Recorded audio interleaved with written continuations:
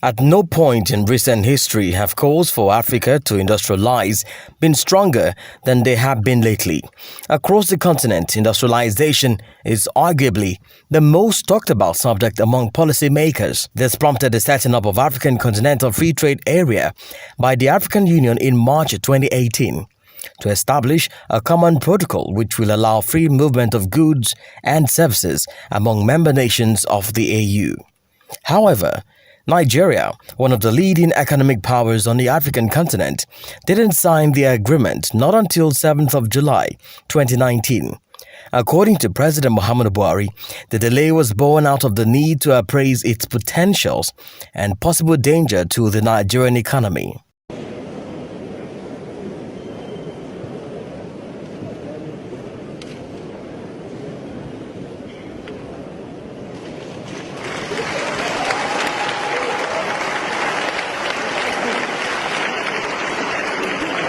With a porous border system, for instance, there were fears that the agreement would open the country's seaport, airport, and other businesses to unbridled foreign interference and domination. Barely 2 months later, Nigeria announced the closure of its borders.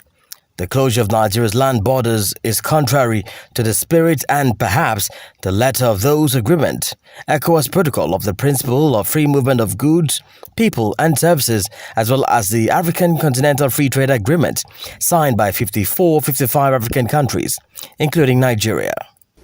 We have also seen how fake electrical items have led to fires in homes and markets, thereby destroying lives and properties.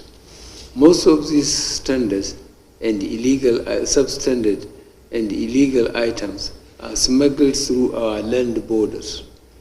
After many years of diplomacy and aggressive regulatory oversight, which yielded few results, we decided to close our land borders for a limited time to assess the impact of this measure. As we speak now, is economic emancipation, we've got political emancipation.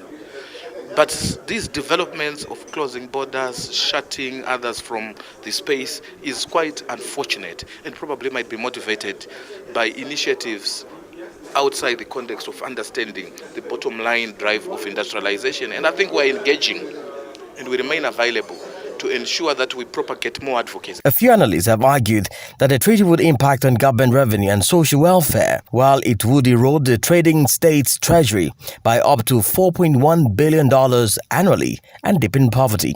However, the AU sees positivity in the border closure, while AfTA has the potential to be the world's largest free trade area. There's a lot of smuggling going on, but closing the border is not the solution, because there are protocols that addresses that.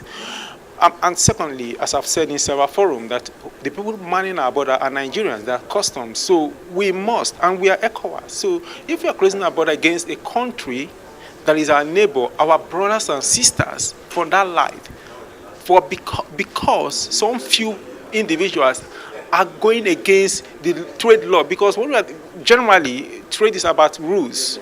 So if one is breaking the rule, there are ways to go about it, not taking the ad hoc move that will not benefit anyone. As we speak now, a lot of small businesses, a lot of women are suffering because of this. A lot of genuine business owners are struggling because of this. As part of our business are closing up. So this cannot promote industrialization. Because we have everything here. In Africa, 95% of everything you see on a car, we can produce it here. The 5% can be done somewhere else. So why are we not having a vibrant auto value chain development, so that we can use all the iron you guys have, so that we can use all the leather you guys can produce, so that we can use all the copper to make the conductors needed in these cars, so that we can use all the cobalt we have to make the best batteries for our cars. So Africa is on the rise, and this is the time. There can never be a better time. We just need to be on the same page. The Continental Trade Agreement could unite 1.3 billion people, create a $3.4 trillion economic bloc, boost trade within the continent itself. However, for the common man, perhaps it could be an opportunity for inclusive growth and internal development of resources and human capital. African and international investors will both benefit from the agreement, as it will make it easier for businesses to expand operations across the region. This will depend on the political will of the Nigerian government to keep its part of the bargain, even with the closure of the country's land borders.